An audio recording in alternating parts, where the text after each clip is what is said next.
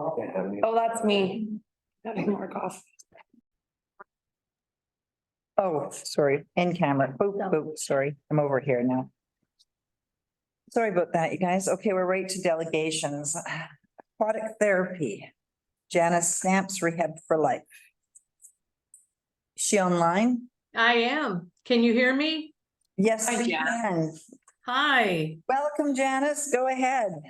Thank you. Yes, it's so nice to be with you all. I got very excited when I was asked to talk with you in regards to the project that you're undertaking, and hope I can shed some light on my experience with water aquatic therapy and answer any questions that you might have. But I'm a physical therapist. I've been one since 1981. And I am currently living in southern Indiana, and we provide aquatic and land-based therapy services, occupational and physical therapy. But we go beyond that, and we offer some community programming in regards to swim lessons, etc., and hope to advance that. And I'm going to talk to you a little bit about that. Are you looking at the screen at all, as far as, are you able to see the screen regarding the presentation that Karen has? Are you seeing that? Are you, yeah. Are you sharing it? It's there in a link. Take the link. Do you, Karen, are you going to share that, or am I supposed to be sharing that? Oh, I need today, Karen. Don't you have the Karen? I think Sarah's got it all set up. It's all ready to go. Good. Are you able to follow maybe along with me and Got it. okay, super. All set? Yeah, just getting there. Just opening up. All right. Yes. That one you have there. Yeah. I guess we have it in our tabs. We have it, you have it in your agenda. There we are. I see it. Yeah, so just let me know when you want it to go to the next slide. You got it. Go ahead. And you'll kind of hear what I'm saying as we're doing it. So, well, this is great, because I there are some things in there that I didn't, but I'm definitely able to speak to all of it. Basically, the biggest reason why we use aquatic therapy and love the water is, in my practice over a span of many decades, it is where people go. I adopt a wellness-based model. I think it's well in keeping with what you're trying to do, but we're trying to get people and keep them at their best, instead of always waiting for some illness or injury. And sometimes this is the only place in the water environment, in the aquatic environment, that they are truly able to make progress, because in the water, due to the buoyancy effect, your pain is non-existent, and they're able to move, and they're able to accomplish their strength goals, or their balance goals, or losing weight, getting ready for surgery, getting back from illness or injury, and just overall increase their well-being. So we find that we're able to accomplish that readily in the aquatic environment. In our country, our surgeons are graded on their outcomes for knee replacements, hip replacements, etc. So now they have very specific guidelines to ensure the best outcomes possible. So a lot of folks cannot get a knee, hip replacement, etc., unless they have met certain weight parameters. And so what we do is provide a wonderful environment for them to be able to meet those goals, get stronger, feel better, lose the weight, and then have that joint replacement. So we have really seen such an increase in overall outcomes, but overall needs for those services, due to them not being able to have it if they don't get the if they're them not being able to have the surgery if they don't meet those pre-op goals, surgical goals. So that is a huge part. We are physical therapy, occupational therapy, and canine. And so we also treat animals in our facility. We have a separate pool for that, not in the people pools. But basically, as you can see from this and why aquatic therapy, the natural resistance of the water strengthens the muscles, promotes wellness. We feel that we like to create the best environment possible in order for aquatic therapy to be successful. I worked specifically with, in-depthly with an architect that had a specialty in light. And so for me, my pools are 2 stories, or I have a wall of windows 2 stories high. And that's what we get to look out on. An outside environment. We like to bring the outside in and the inside out. That light is significant in how people feel. It helps their mental well-being. And so that also opens up the opportunity for us to truly work on not only the physical aspects, but the mental health and well-being of patients and our clients. And so this very much sets the tone for a variety of innovative, cutting edge mental health and wellness type programs that we hope to be instituting in our facility, and possibly a suggestion for you. So one of the big things for us, if you want to go to the next slide, is basically the big thing for us is our focus not only on the pre-surgical therapy and moving beyond injury. Again, it's that maximization of health and overall function. You have a wonderful environment like I do, that it is not beautiful outside year round. Therefore, our pools being here all the time for people is a plus. And so being able to be a social as well as a medical environment is wonderful in helping us to achieve those goals. So we have reached out to the community. Go ahead, and if you want to go on to the next slide, that would be great. We do a lot of community programs, as I said. So we do after hours, after therapy hours. We have an outside agency. We did it pre-COVID, we did it ourselves, but we now have the Gold Medal Swim Academy come in, and you're seeing them right here at one of the, right after we get done with the therapy. We've got people coming in and utilizing our 2 endless pools. And you can see here that these are doubles, if you will, so that there is current in these 2 pools. And the current is the blue box that you see. There's 2 of them on either side. What you don't see on that of that well is on that right side of the pool on the right also has underwater treadmills, 2 of them. So not only do we have the capability of running and walking underwater, all of the pools have the ability for us to do a lot of core resistance training, group therapy, group exercises, community-based aquatic programs, and then our swim programs, which is wonderful. We also do the people that do our Gold Medal Swim Academy.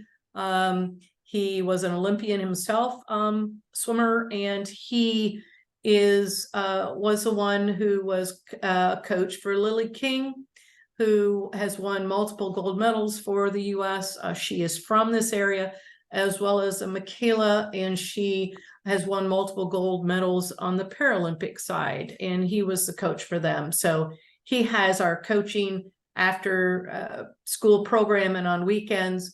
We also do yoga-based classes.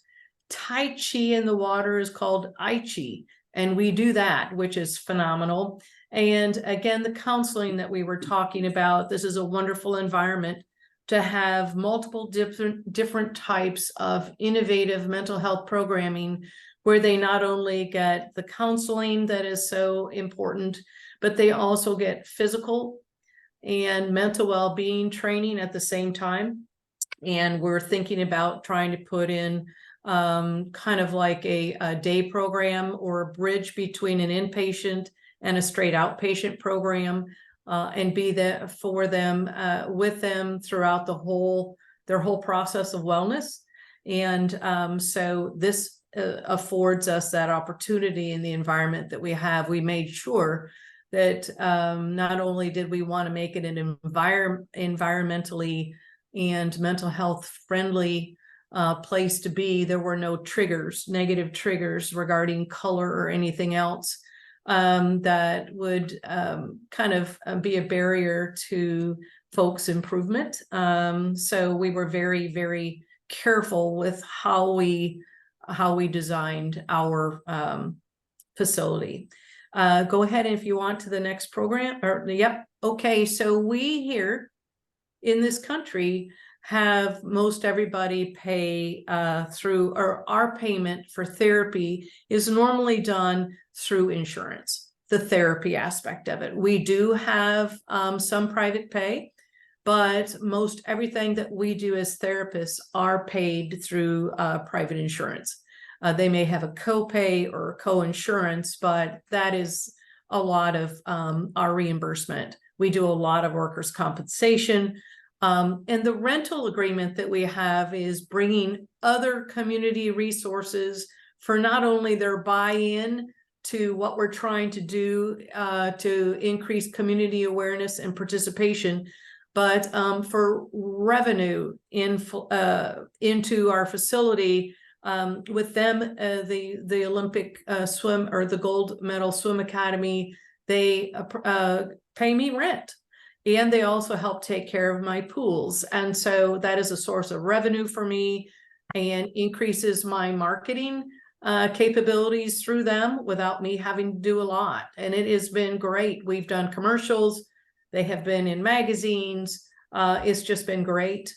And then membership capabilities. So we also in the United States, a lot of Anthem and some of the other non-traditional Medicare replacement programs are paying for people to have memberships to facilities like mine, where they know that wellness is an integral part of people staying healthy if they're active. And so they are paying for people to have memberships to like our facility, or possibly what you're wanting to do. So that is another way of potentially looking at revenue resources for you. Is if you don't have something like that, I think it would be pretty easy for you to petition to get that because of so much data out there that would support financially, that it would be much more advantageous to create a wellness-based model versus trying to be reactive in an illness-based model. So that's regarding some of the revenue potentials, and the sky is endless. It's really what we have yet to imagine, I think, that is standing in our way of more revenue sources. But from what I've heard from Karen and others, you are well poised for not only being that community site to meet everybody's needs in a patient-centered or a community-centered program, you also are going to be more attractive in recruiting people to work at these facilities, because if you are patient-centered, if you provide programmatic things that are in keeping with why they're in the area or what are drawing people to the area, and capitalize on that, it sure does put you in the catbird seat for what you're trying to do. And I got very excited about all of the things that you would and should be able to accomplish with your project that you're undergoing. any questions that you have, I just kind of rattled through. Definitely wanted to keep some time for any questions or further discussion on what I've talked about. What can I answer, or any questions or comments that you have? Thank you, Janice. Yes, go ahead, Councilor Beach. Through the chair, Jan, it's Pam. I was on the Zoom with you and Karen, Yes. and I am a counselor. So, I just want to thank you for doing this and sharing your experience with us. I know that when we did talk about it, you were gonna send some sort of spatial, some of the square footage or their requirements, and we talked about what was your pool size? You use the double pools. The What double was- pools are 15 by 15. So you're and- talking, okay, They're And 15 by 15 and they're doubles so that they're double current. And for me, so in our we do a lot of group as well as individual classes or sessions, if you will. And even though they're individual, there are multiple people in the pool. And so the most cost-effective thing for me as a provider of physical, as an owner of my facility, is I felt that I would be best served by a double. And so when we're doing swim classes, they just got done a little earlier, and they can have up to 6 to 8 kids in each pool with 2 instructors every half hour. okay. So they and it's just it's kind of small if you have a single. And so, and the other thing, I don't know if you saw, well, if you did look closely, I have a pool lift that goes into one of them. Yeah. And so that's kind of a requirement. If you also looked at the design, I designed it so that it was semi-recessed. It's basically seat height. And that is to allow easy access in, not only for my clients or the kids, but makes it easy for the therapist or whomever is going to be there to be responsible. My hands are always on them, or I'm right next to them all the time, so they never leave me. And that was why the design was the way it was. Thanks, Janice. Councilor McCabe. Yeah, thank you for taking the time to educate us on your facility there. It's exciting that we're contemplating doing that here. Yes. We're a smaller community, population of 2,600, but with our regional district, there's another 1,000 sort of thing. But if we had something like this, I think it would be a larger draw. A couple of questions. If we were to only have one pool, could you combine a treadmill and a jet stream in the same pool? Yes, and that's exactly what I have. So Okay. in pool number 1, it is a double, and I have 2 treadmills and 2 jets. Okay. So and the jets, I mean, are the current, if you will, and I also have jacuzzi jets in the back of it, and I can even, I mean, I'm looking at my pools right now, so if you need me to walk in there and I can just show you with my computer, it'd be like, I mean, I'm gonna spin this, okay? It's right there, okay? Right. Those are my Yeah. pools, okay? But so if you want me to walk in there, I'm more than happy to just. Oh, that's okay. Just, Go ahead, Councilor McCabe. I looked at that quick video you provided us too, and thanks for that. Where Yes. your entrance and your change room and your pool are all very close together to make it accessible for people that have accessibility issues. So Yes. I think that's good. So if we were to try and fit one pool into our current design of our building, including the change rooms and the showers for one pool, how many square feet you think that might take? I would have to get a better idea of what I've not looked at your designs at all. Well, we have sort of a rectangular building. It's a 15,000 square foot building and it's rectangular basically in shape. Okay. And from Or more square, I guess. okay. I basically cut my facility in half. I have 10,000 square feet. And I cut it in half. Half of it is dry and half of it is aquatic. But that also includes a dog pool. And so, which is the same size. So I have 3 pools plus my locker rooms. So if that kind of gives you an idea for what my aquatic blueprint is and or footprint, if you will. And I apologize. I went over with Karen earlier in regards to what I was going to present, and I did not remember that I was going to give you basic information as far as size, or I would have done that. One of the things that I did hear is that you were contemplating putting your pool, your aquatic area in the center. We have another delegation, so I want to speed this up. So, Oh, excuse me. Yes. no worries. Yeah, I think that's still in the early stages. I don't know if that's been discussed. CEO Bennett, can you enlighten me? Has that been? Yeah, the location of anything in the inside, we've just got bubbles. There's no. There, yeah. Perfect. We're not there yet. We're not there. Okay. Well, good, Okay. good. All right, so anyone else really quick? Okay, thank you so much, Janice. Appreciate you being here. Thanks for the information. You bet. Thank Have you a for great taking the day. time. Say you too. You bet. Bye-bye. Bye. Okay, moving on. Rod. I think we just talked about that a bit. or- Okay, Rod, can you just give us just one more moment? Yeah, go ahead. Yeah, thank go you. ahead. Thanks. Okay. Yeah, I know this hasn't been really brought to council or anything, and we sort of working behind the scenes with Karen and Janice. I think this is something that we should consider putting into our Shuswap Healing Center.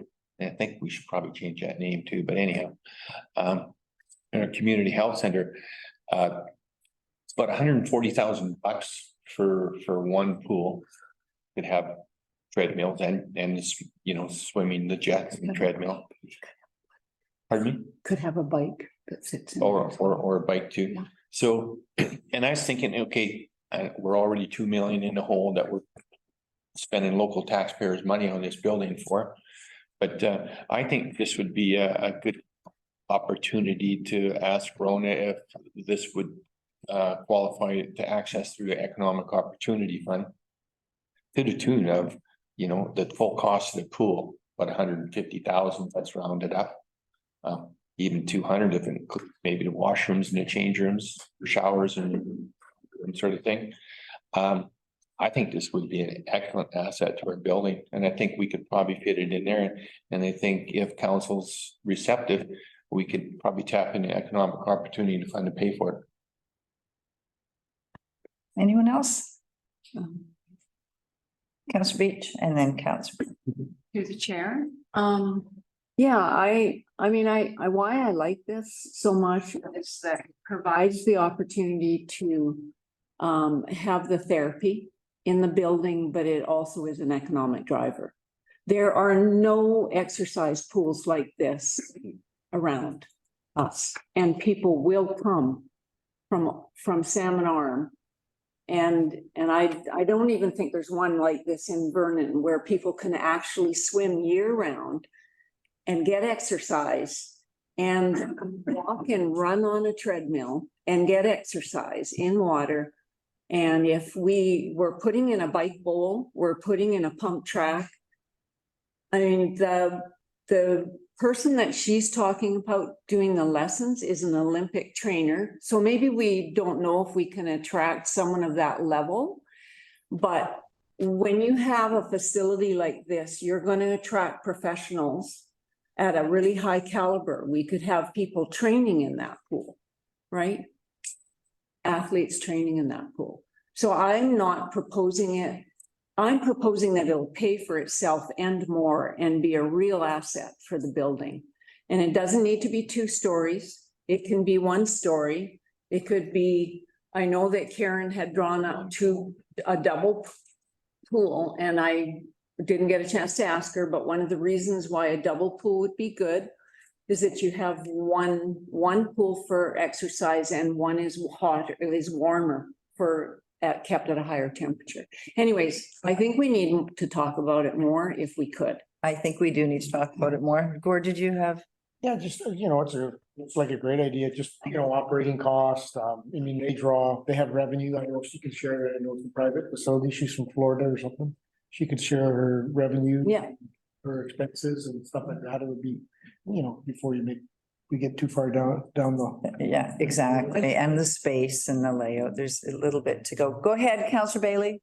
Yeah, I was just gonna say, I think it's all about revenue versus expenses, how much it's gonna cost, like, for me, we're 2 million in for Sycamus taxpayers' dollars. If this was anything on top of it, I'd want to see where that money's coming from. I think there's gonna be no end of great ideas for what we can do, and certainly this is one of them. It's just gonna come down to how does our wallet look like, I think. Yeah. Thank you, Councillor Bailey. Okay, anyone else? Okay, all right. We will move along. Tennis court resurfacing and repair. Eagle Valley Tennis, David Moore and Rod Bailey. Rod, are you still out there? There he is. Sorry about that. We got off on a little tangent. It's fine. I didn't know whether to say good afternoon or good evening. Well, you started in the afternoon, so now you can come in with good evening. I'm pretty like that's in the community. Now, David Moore was unable to attend because we did the construction of our improvement. That's getting much, so he's pretty fatigued and he's not here. I hope you've all had a chance to read the correspondence. I'm here to seek funding for the tennis court. Can we bring up a couple of pictures? Yeah, right here. That'd be great. Rod, can I get you to go to the mic too, so we can hear you just a little bit? You know, all hear me? Maybe the people online. Yeah, we've got people online. Got people on there.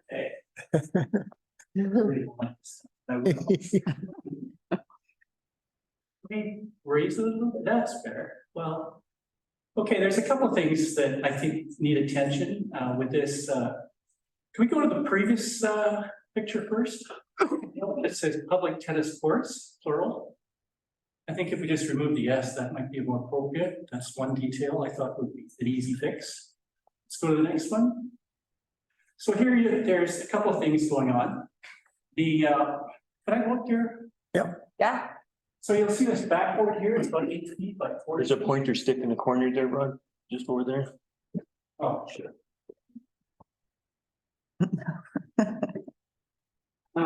Yeah, this 8 by 40 feet, this plywood wall is in disrepair as well. We've got some graffiti on here. I kind of like it, it says love. Might be appropriate for tennis, it might be appropriate for us. But this wall, you can see that this fence, the wall is pulling the fence towards the courts. I think that might be a safety issue in future. And you can't really see in this photograph, but this plywood has deteriorated, so it can't be used as a practice backboard. So I think that could be remedied. The more important part here is, we go to the next one now as well. That's the only one that I got on there. Didn't I add a third one? Where's our, Okay. yeah, Sarah, I included a third one. No. It shows both of it, but it doesn't show here, but there's a corner here. Which makes this an unplayable surface for fear of injury. And I'm not sure that was done when the rest of the surfacing was done. It wasn't there previously. So I think when the rest of these pickleball courts were put in place, that's an issue as well. And I thought with 6 pickleball courts, and I know there was a tournament, I'm really in favor of the activity, I like recreation. I should say that as well. I thought, do we really need a pickleball court lines on tennis court? I thought if we have 6 already, in need of perhaps, I don't know, a tournament. Is it a need with this court? I wasn't here that weekend to observe the pickleball being played. I don't know if this court was used. On that weekend? So Actually, I don't know. Daryl, do you know? Yeah, through the chair, those lines are from previous years. yes, Yeah, so, you know, the pickleball's got their 4 dedicated courts and 2 for Six. public. 2 for public. oh, I see, Yeah, yes. so I haven't seen them playing on that court at all. Okay. There's a couple of things that I'd like to contribute if we go forward with this. Is that there's a center strut missing here, so the dimensions of the tennis court is 39 inches here.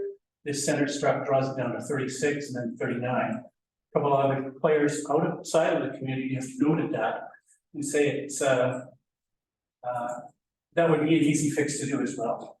Okay, so scoring to. Can't remember what else I put in that correspondence, 6, sweeper. And I also thought rather than the district alone funding this project, I see that the pickleball club was able to obtain funding through the Legion, that's Saskatoon. So I'm prepared to seek donations for this tennis court being finished to a quality or a standard that's equal to the pickleball. It's difficult to gauge. I did speak with Councillor McCabe, and he suggested that it would be important to form an association. I think I have more of a view where it would be build it and they will come. We have a number of visitors that come to the community. They don't play on that surface because they view it as an unplayable surface, and they go to Salmon Arm. And I've been a member in Salmon Arm, but I'd like to play locally. I like to practice locally. And I think if there's an opportunity for the district to include it in their recreation budget for next year, as I stated in my correspondence, that would be a good thing. Okay, council, any questions? Councillor Bushel? Well, there's no questions. I mean, I think we'll, yeah, for sure. We got a list going there and we'll get Daryl to do some homework and look at the budget. Sure, Rod. Bianca? Yeah, and just for an update, we did meet with pickleball recently, and they do have suggestions as well. They actually brought up that warm-up board, said it is also in disarray. So I think with Daryl and yourself and the user groups, we can determine the best way to attack that whole facility and bring it to the 2024 budget deliberations. That's awesome. Yeah, that's great. If we could do. Can I ask a couple questions too? What's the agreement between the school and the district with regard to the use of the courts? Councillor Evans? Through the chair, the principal last year got permission, like at least informed us that they'd be using it, and they use it on a regular basis, but there's not, I don't think there's anything formal as far as the agreement goes. Kelly, go ahead. Yeah, further that, so like we own those courts, and so they're public, so if anybody uses it, yeah. So they're our courts, not the schools. Councillor Beach, then Councillor Rich. Sorry. Through the chair, Rod, thanks for coming in. I just want to be clear what you think needs to be done there. Is it just the repair of the practice board and the repair of the one surface, or what are you thinking about? Just on the one court that's there. It's of the order of $13,000 to do the acrylic as well as the resurface and as well as paint the lines. Is that, I'm not sure what. Yeah, that's in your email. Pickleball, but my pal David was able to obtain a quote from the company that did the other 2 courts, so it's of that order. So it's resurfacing, repair the practice wall. That's the requirement. I must say that there's also the 2 basketball hoops at either end of the tennis court, and it might be important to perhaps put in place some rules of play so that there's not interference between the 2 sports. It seems to be a multi-sport surface that's being played on for pickleball, but also basketball as well as tennis. So I think that should be addressed. Thank you, Councillor Ridge. Through the chair. Yeah, just, I don't believe there is any agreement between the school. The school does use it all the time. I know that Mr. Mizey has been doing pickleball and Mr. Tabor also does tennis with the kids. So the courts are used all the time for the school, like for PE. I think there's an opportunity to encourage more recreation, more tennis to be played in the community. And well, there's a resurgence of tennis. The US Open experienced 10% increase in attendance. So I think tennis is going, I'm not against, I just want recreation in the community, but we need a surface where both visitors as well as locals can play. Agree. I think that does, it's an asset to the community. Definitely. Councillor Bushel. Through the chair, Rob, Daryl's been working also on a parking lot. There's a grassy area by the old TELUS building there, in between there and Shane. So he's been trying to work with TELUS to turn that into a parking area and then make the entrance there as well, kind of. And also maybe Daryl, I'd join you too if you want, should meet on site just to make sure we got everything. We're talking about the same bump in the asphalt. You know, we're not working on some other bump. So, yeah, whatever works for you, Daryl, we could get together. Anyone else? Okay, Rod, you're on the radar. 7 minutes? Thank you for coming in. Bye-bye. Thanks, Rod. Thanks, Rod. Be in touch. Can I close it? No. Bylaws and moving forward, zoning amendment bylaw number 1045/2023, RVP-3 and R-5 zones adoption. Staff report. Nicole.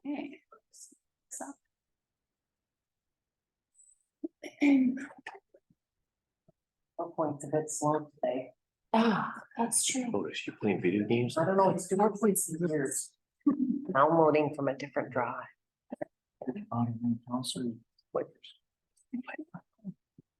Yeah, Karen. Karen.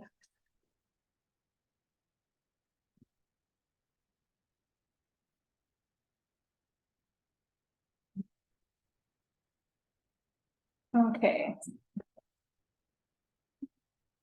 So I don't have a staff report presentation for this one, going to adoption, and you've seen this one a couple of times now.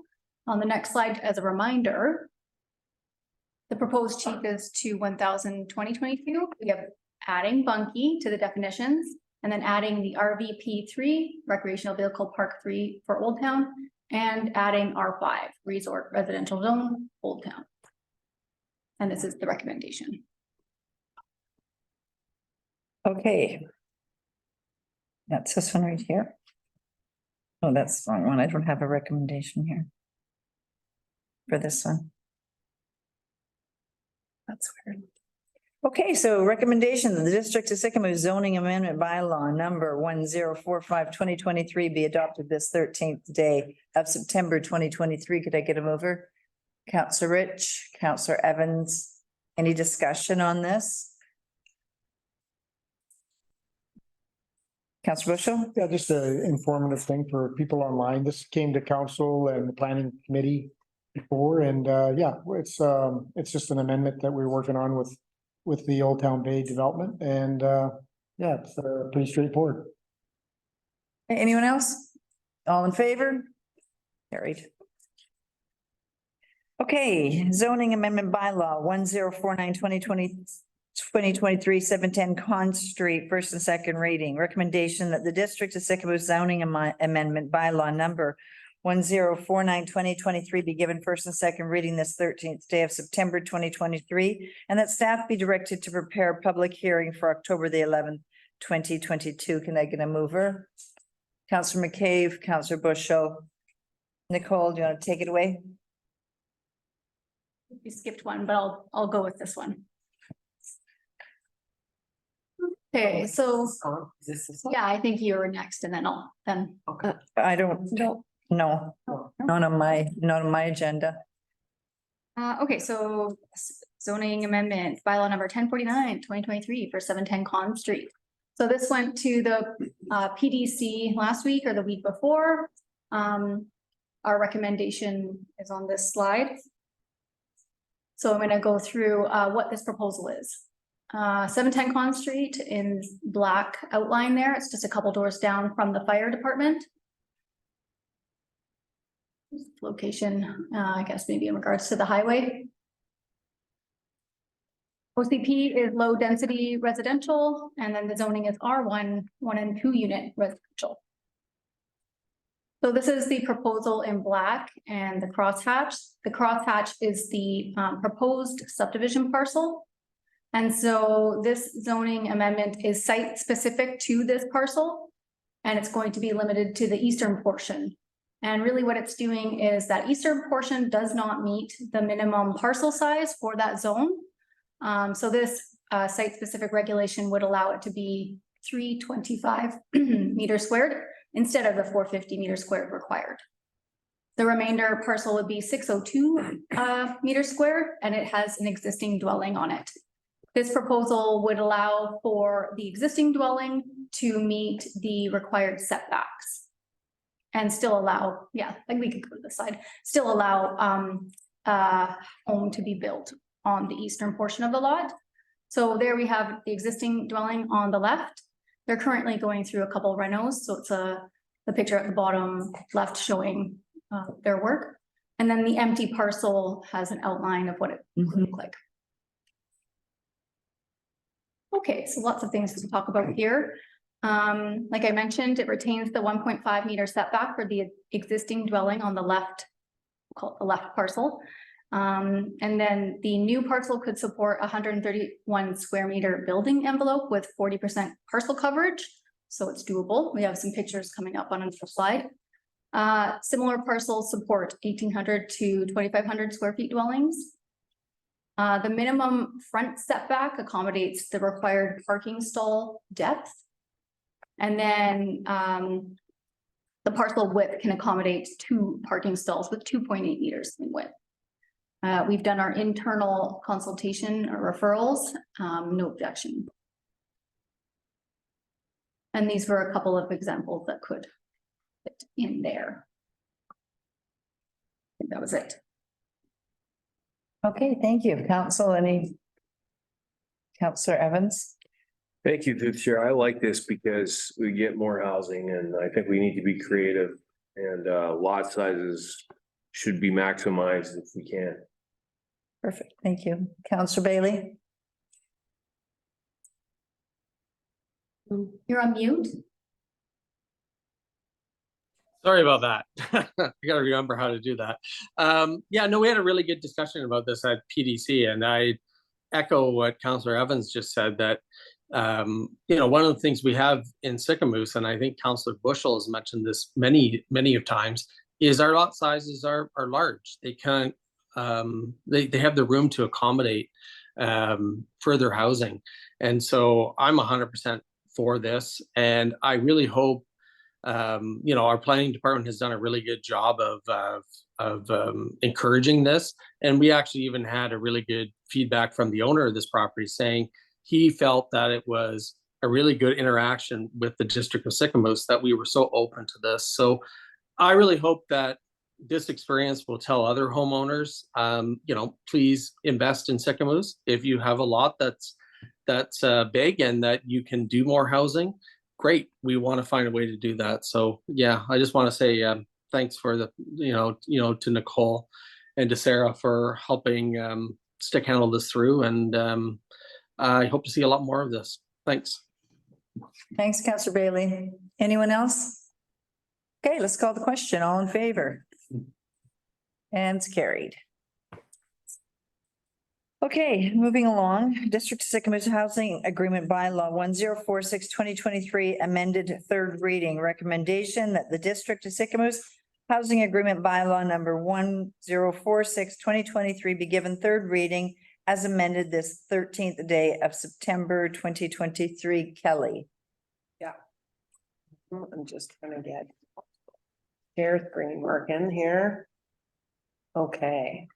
So this is a little bit of a late item. So this was scheduled to be adopted today. So this was at the last council meeting for first, second and third reading. Yesterday at 2 p.m, we got an email from Eagle Valley Seniors Housing, not their lawyer, but BC Housing's lawyer. So their lawyer, we have a lawyer who reviewed it. Eagle Valley Seniors Housing Society has a lawyer that reviewed it, and then BC Housing's lawyer reviewed it as well.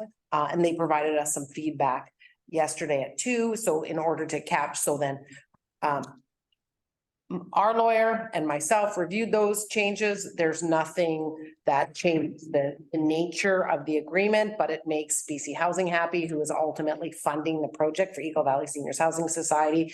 So in order to do that, because this is a bylaw, we have to amend it today, and there needs to be 24 hours between a third reading and adoption. So then we're having a special meeting on Friday, and then we'll adopt this bylaw / agreement on the Friday meeting. So the changes of this agreement from when we first, because you probably haven't seen it, so I'll just scroll through them really quickly. A lot of them are just some spacing there, eliminating some parts here, and then it says these are referenced in other areas, therefore not considered necessary. Changing some verbiage of dwelling units and affordable housing unit to affordable rental housing unit, and more than one affordable rental housing units. Putting in a definition for CMHC. Not defining the district of Sycamoos as were already defined in the agreement at the top part. Changing an and to an or. And they're not major changes, adding a space. Changing some spacing in here. I'm not sure what copy they got because I didn't see that many. Adding an and, spacing. This is medium income for families with or without children instead of this HILS. Changing this to CPI, even though it says consumer price index for BC. So, I mean, they're very not major changes. This here between the owner and BC Housing, anything about the operating agreement, we just refer to as the operating agreement. We don't refer to it as BC Housing or CMHC. So all those sections were removed. Some minor little changes here.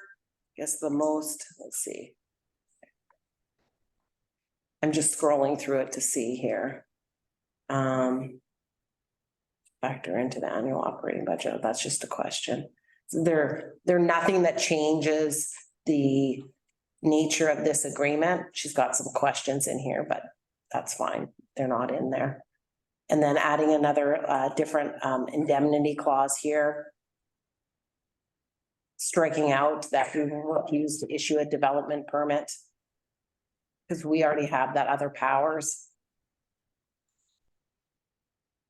So our lawyer reviewed it, was fine with it, didn't really change that much of the agreement, but because this was a bylaw and there was a number of different changes, we thought it would be most appropriate to just adopt this as amended.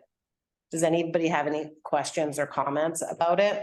I just thought I'd quickly go through that because I don't think anybody had the option, because this was just changed today. So if you just looked at it today, you might have seen it.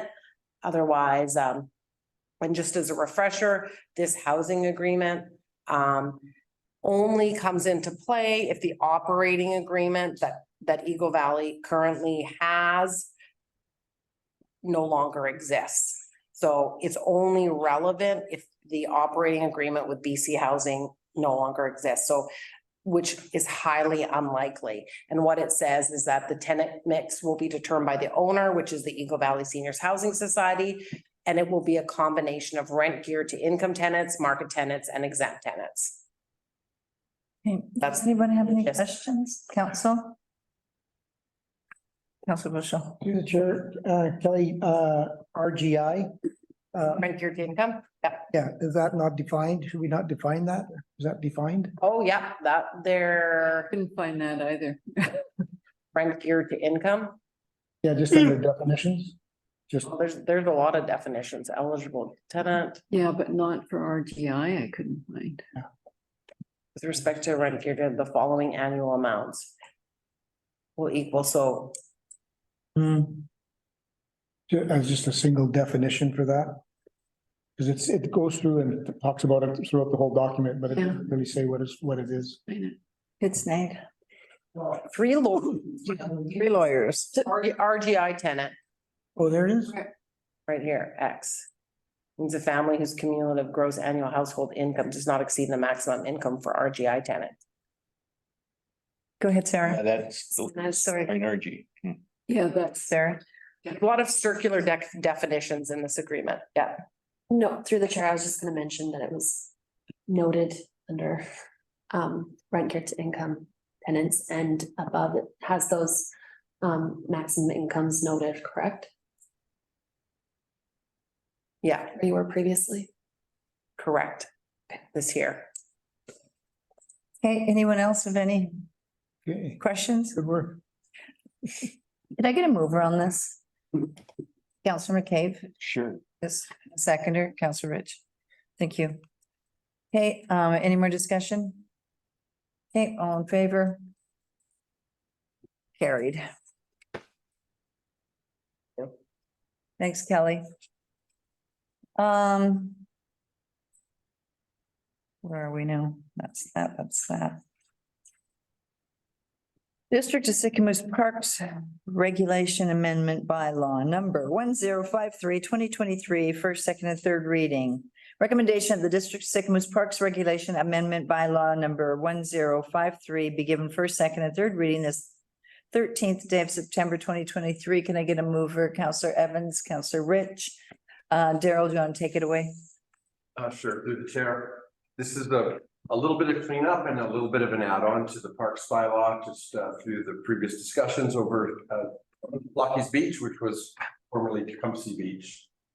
So jumping into the bylaw, the name change is being recommended that we throw Lucky's Beach as the name of the beach, and based on the discussion that was had earlier, we're permitting that area to be an on-leash area for dogs and signed as such.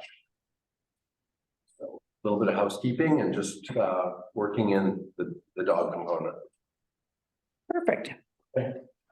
Questions, council? Okay, all in favor? Carried. Sorry, What did I forget? through the chair, I don't believe there was a mover and seconder on Yeah. the recommendation. Oh, I did. Myself and. Yeah, Sorry. Malcolm and Siobhan, Sean. Counselor Rich. Thank you. No worries. Okay, pump track design and construction. Recommendation that council direct award Bolo Solutions for the design and construction of the Sycamoose pump track at 1115 Eagle Pass Way for a price of $397,000. Could I get a mover? Counselor Evans, Counselor Bushel, Daryl? Okay, through the chair, we had a little presentation earlier today and kind of made our way down the path here with the location and, you know, following the community consultation. We've got a great design, we've got a great builder, we've got some money budgeted for next year, and we're excited to bring this forward for an award. We've got language within our purchasing policy to sole source this. It's a specific track for getting on the circuit and having competitive events. So yeah, we can award this to Bell Solutions and get going in the spring. Super excited. Council, any more discussion on this? Okay, let's call the question. All in favor? Yeah, everyone. Good. Okay, Regional Accessibility Advisory Committee Funding Agreement. Recommendation that council agrees to enter into a funding agreement with the Columbia Shuswap Regional District, City of Salmon Arm, City of Revelstoke, and Town of Golden for costs associated with the administration of a Regional Accessibility Advisory Committee substantially in the same form or as presented this 13th day of September 2023. Take it a mover. Counselor Bushel, Counselor Beach. Sarah, you want to speak to this? Yes, thank you through the chair. So at the last committee of the whole meeting, I shared, staff shared with council that, the committee, sorry, that, that this legislation had come into place, that there's the requirement for organizations to have a regional, or sorry, an accessibility committee to comply with the Accessible British Columbia Act. The district is participating with the Columbia Shuswap Regional District, City of Revelstoke, City of Salmon Arm, and Town of Golden to approach this from a regional perspective. The CSRD has agreed to administer this committee and act as the financial administrator. So this agreement is being presented to you today for your approval. So basically, the costs for administering the committee will be shared equally amongst the participating local governments. They anticipate that the annual cost to administer the committee would be approximately $10,000. This will have an impact of about $2,000 on the district of Sycamus. The CSRD would bill the district annually for the year previous, and that payment would be required to be paid in March of each year. So the costs include general administration, honorariums, and reimbursement to committee members for accessibility measures required to fully participate in the committee. Also within this agreement, it just notes that any funding contributions that are granted to the committee would be shared equally among the participating municipalities as well. Okay, does anyone have any questions? Councillor McCabe. I wonder why it can't be shared on a per capita basis instead of equal costs, because we're a bit smaller than Revelstoke, Golden, Salmon Arm. Why are we paying the same cost for a smaller community? Administratively, it might be a little harder, but wouldn't on a shared cost on a per capita basis be more fair? Kelly, you want to take Bianca, Kelly, you guys want to comment on that? I don't know, Sarah was, yeah. Through the chair, so of course, this committee is a requirement of all local governments. We could take this on individually, but then we would be responsible for all the administration. The requirements of the committee is to, how it's comprised. So half of the committee members have to be somebody that has a disability or works with those or supports those with disabilities. If we're looking at it, it's something that we would all require. There's no participation required from council on this committee. It's the general public as a whole from the region. So I think that's why we're looking at it as a shared commitment and a shared funding model. The city of Revelstoke, Golden have all passed resolutions in support of the agreement. And so I think we're one of the last ones, but I mean, I could take that back to staff if that's a concern for council at this time. Just a general question, really. And really the population and this advisory committee, really, there's not a direct link because this committee makes recommendations to. Correct. To each local government, and then we have to do our own plan, right? So how big or small you are almost doesn't even really matter. I would think, Through the chair, two questions, just my opinion on that is, if we pay equal, we pay equal, because even with tourists and stuff coming in, if we're accessible, in Vancouver, there's a ramp down to the beach, things like that. So, I think it just makes our community more accessible. And I think it's good for our people in our community and also good, for tourism and all that good stuff. If we sign this, how long are we agreeing to pay? Because it's kind of like about $2,000. And how long are we signed in and what is the wiggle room on the $2,000? So the agreement may be amended from time to time with written consent of all the parties involved. And it's effective until October 1st, 2026. So it would be effective until October 1st, 2026, unless all the parties agreed to have some sort of change to the agreement. But this agreement doesn't specifically state the amount the total cost to administer the committee.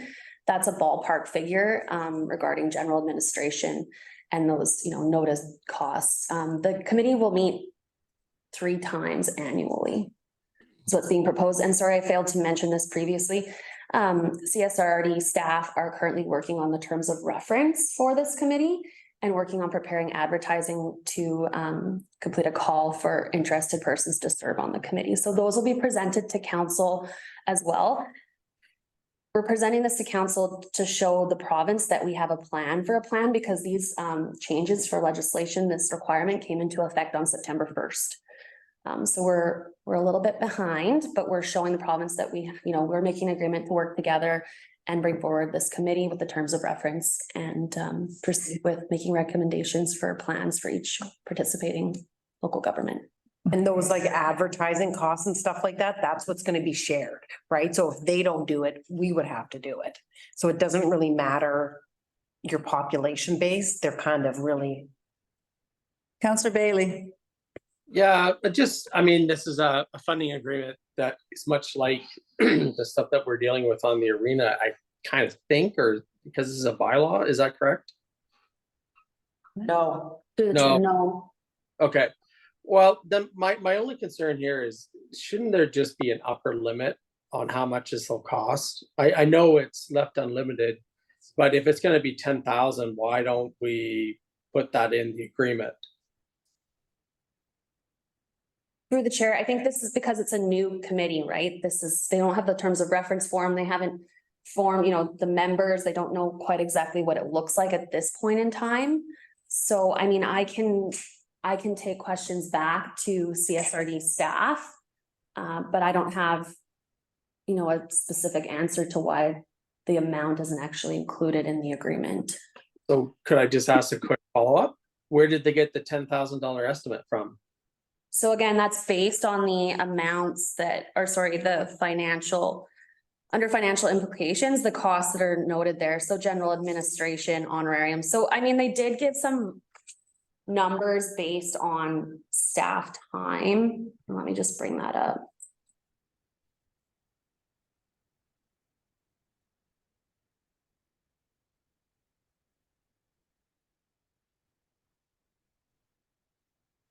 Sorry, bear with me here. Okay, so 3 meetings per year. So use of the CSRD boardroom or virtual attendance. So there's no cost with that.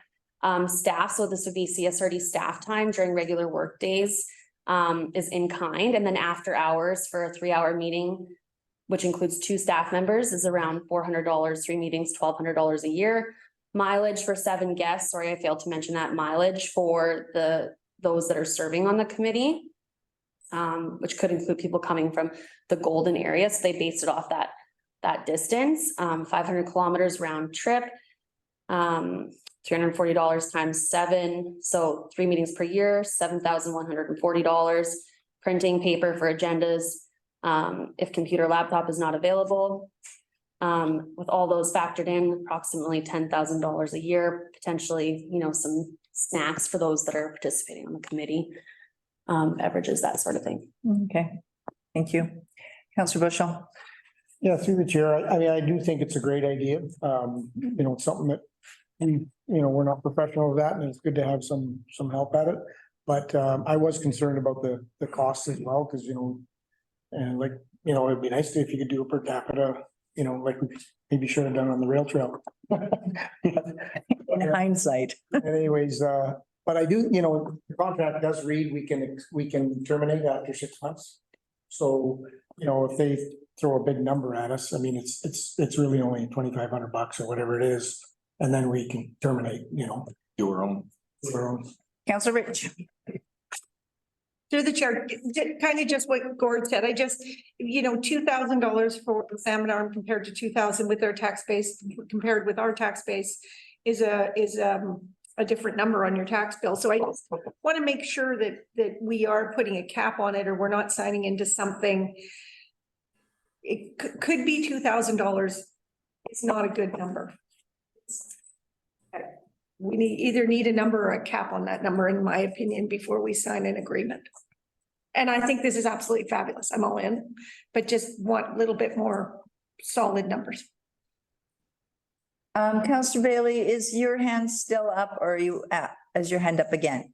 Well, actually, Sure. I actually just want to agree with what Siobhan is. Even if we have like a cap in there that says, if it gets to this level, we need to discuss again. Like, I don't know, put 12,500 in it. And let's just call that a day. They say 10, it might, I just don't want it to be turning out like, oh, this is a lot more and it's going to cost 20, right? I don't know. I think it's just great to have an upper level limit there. Let's make it reasonable. They said 10, so maybe I'll just suggest 12,500. That's 25% over their estimate. And if it goes above that, then, you know, we have to rethink this. Does council agree with that? You could do that. Go ahead. Well, Okay. 3 parties have all, we're the last party. The other 3 parties have signed off on it. Oh, they've all signed on. They've all passed resolutions in support of the agreement. I feel. So then retroactively, they'd all have to go back and look at our amended agreement. No, I actually, sorry, I don't think that they've signed yet. I know that this passed in the CSRD 2 weeks ago, but I don't know if they've actually signed, or have they signed it? Through the chair, I'm not sure if they've signed it, but they've passed resolutions in support of the funding agreement. Council could support to the funding agreement in principle, and we could go back to CSRD staff, and share with them. Councillor Evans. Councils, yeah. So, sorry, Thank can I? No, can you just hold on, please? Councillor Bailey, Yeah. Councillor Evans. Through the chair, I'm comfortable passing this as it is because we're gonna be in control of it as it goes and we won't let it get out of control. That's my opinion, so. Councillor Beach. I was just wondering if we could, through the chair, if we could just say that in principle, we agree with sharing it, but we'd like to see a cap on it and suggest 12,500. Councillor Bailey. Yeah, that's all I was gonna suggest because it hasn't been signed. I mean, the councils are signing off on it, but just an upper limit cap, I don't think is gonna change fundamentally the agreement. I know. I mean, if it's gonna be a huge problem for them, then I guess they'll let us know. But I would go back to them and say, we'd like to put a $12,500 cap on it. Just as, you know, a hard guideline of where we'd like to see this kind of fall. Thanks, Councillor Bailey. So go ahead, Sarah. Sorry, through the chair, the resolution is that council agrees to enter into an agreement with the parties substantially in the same form as presented. It doesn't say that it's the exact agreement that you're seeing here, so we could pass the resolution. And we can provide CSRD staff with, you know, the feedback about having the cap included in the agreement before you actually authorize the mayor and the corporate officer to enter into the agreement. Okay. Yep, that'll work. Councillor McCabe. Yeah, so thank you. In clause 11, you know, the termination agreement, 6 months written notice, you can get out of it. But that means all the other parties remaining carry the cost. So if Golden and Revelstoke bow out, then we're sharing the equal costs of only us and Salmon Island. That's a potential. That's a scenario. Go ahead. Through the chair, so the intent is to provide, the committee, is to provide recommendations to create the framework for creating a plan, an accessibility plan. So each individual municipality has to establish its own plan, and then you have to renew that plan. So that this committee is ongoing, it's not going away. And so if we did exit from this agreement, we would bear all of the costs and have to find the committee members and do it on our own. So just pointing that piece out as well. And that goes for any other local government that's included in this regional advisory committee. Anyone else? Okay. Let's call the question. All in favor? Carried. Okay, no notices of motion, resolution. Correspondence, Eagle Valley Snowmobile Club Partnership Agreement with Recreation Sites and Trails BC. And they have a letter here. Can we bring it up?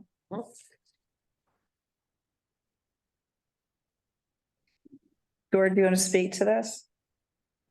Oh, sure, yeah, I was kind of shocked myself, after I ran the snowmobile club for 10 years and, Bruce Moores ran it before me. All the years we've been signing management agreements.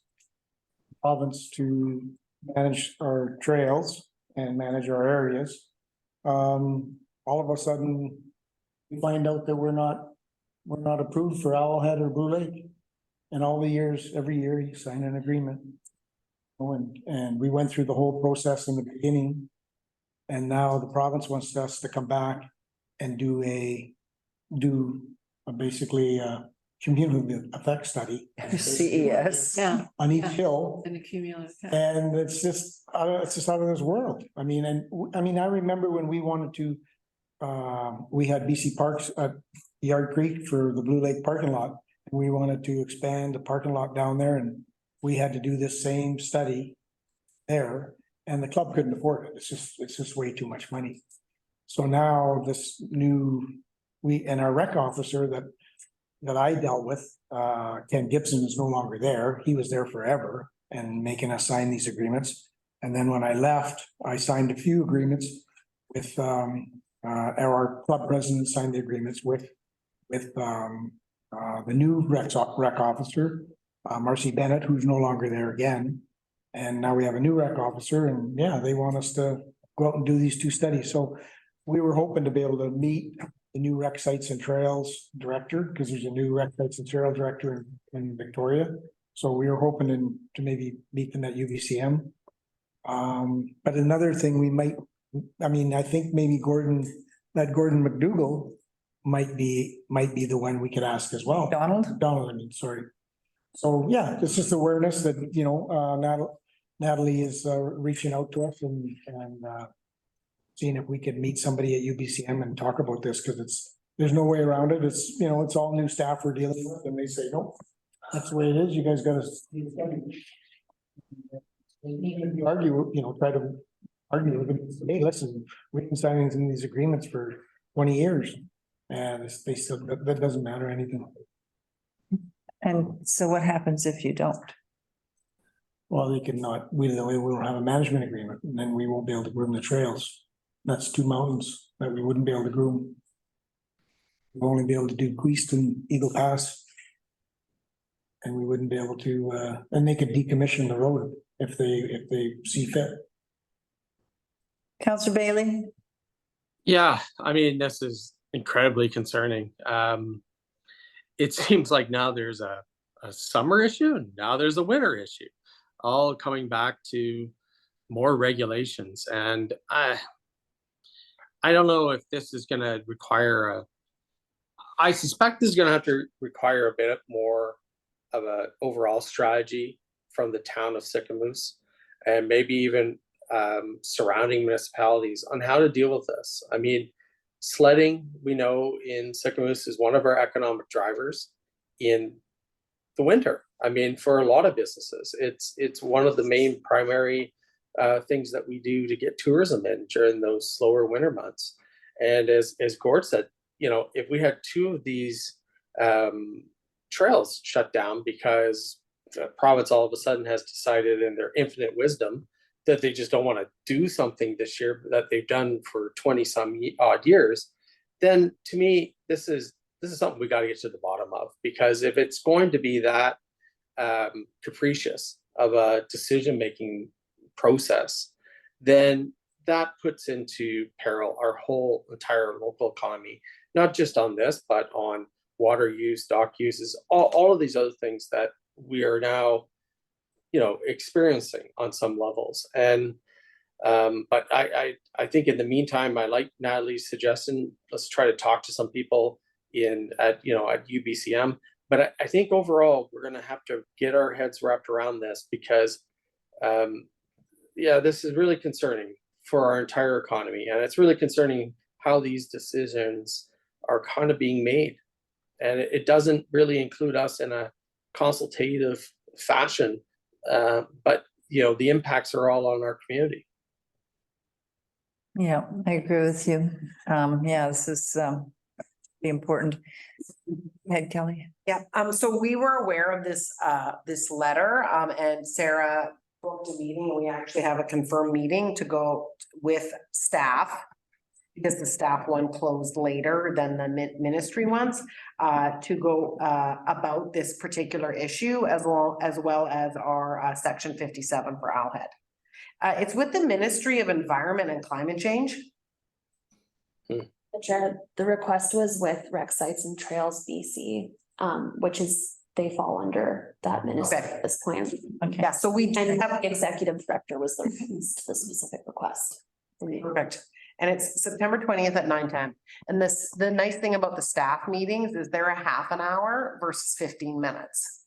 So you're able to have a little bit more of a discussion.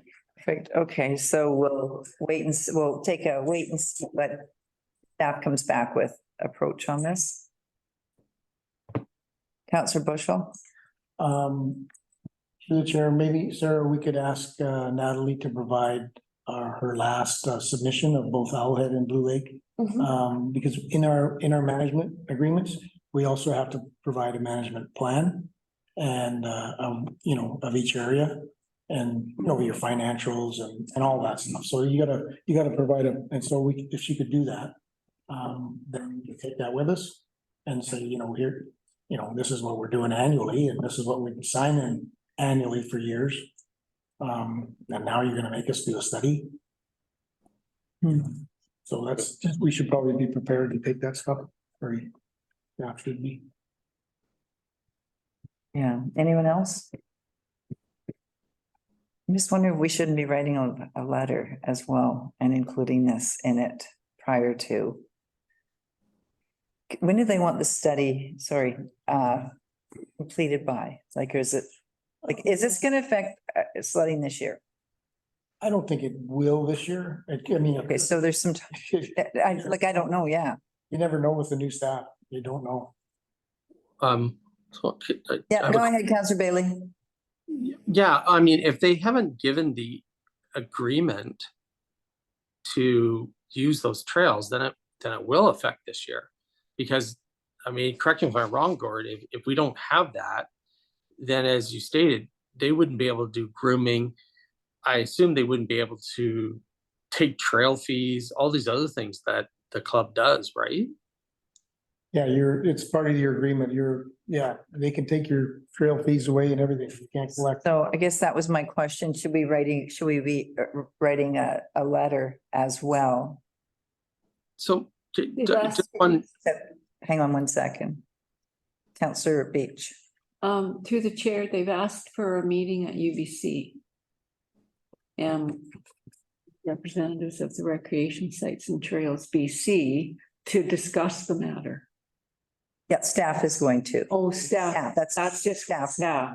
And council's invited to the staff meetings. Council is coming. Oh, so would that be what we could kind of. Yeah, so whoever wants to come to that meeting, it'll be in everybody's briefing thing. Okay, Yeah. okay. There was a bunch of ministry meetings that we didn't get, so we went and then we pounded a bunch of staff ones. So last year, I think a lot of council came to all the staff meetings as well. I think we all went to all the meetings. So this will be, even though it's a staff meeting, it says we've requested that all council come. So they know that all of council are coming. Yeah. Okay, but it's staff to staff. You're talking with the staff. You're not talking to A minister, but council is coming to talk to staff too. Okay, Yes. yeah, okay. Councillor Bushel. Just one other thing, Daryl, do we know who replaced Marcia Bennett in Revelstoke? Yeah, through the chair. Mackenzie, I don't remember her last name. Yeah, I've got it. I just got a hold of her last week or left a message last week and got a kickback on an email. So she's out of the office for, I think, a couple more weeks. Okay. We do know who it is. It's Mackenzie. I'd have to check my notes. Great. And Sarah, do we know who because then I don't know why Rec Sites and Trails is different, but it doesn't really have a minister. It has a director. And it was John Hawkins for years and he just moved up the chain or moved somewhere. And do they have a new director or maybe they don't even have a director and we report to the minister now? To the chair, I had it in my meeting request, but I can't open that email now. I don't know if it states it in the request that I made, the name. Because maybe we should have a letter and it should be addressed to I think that we should do that. the director and then CC the new girl in Revelstoke. Our rec officer. Councillor Bailey, sorry, go ahead. No, I was just gonna support send a letter prior, but also just maybe getting a better understanding from Natalie and the club exactly how this impacts them. So then we have that information going into that meeting.